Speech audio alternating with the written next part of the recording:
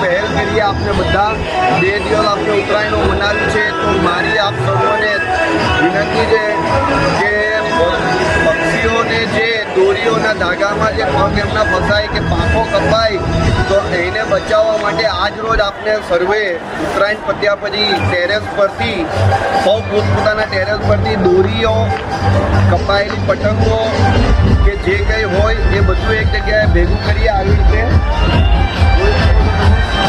એક જગ્યાએ આપણે ઢગલો કરીએ અને એને આપણે બાળી નાખીશું, જેથી કરીને આ દોરાઓ પક્ષીઓના પગમાં નહીં ભેરવાય અને એમને ઈજા નહીં પહોંચે અને આગળ જઈને એ લોકોને કોઈ નુકસાન નહીં થાય। તો સેવ બર્ડ।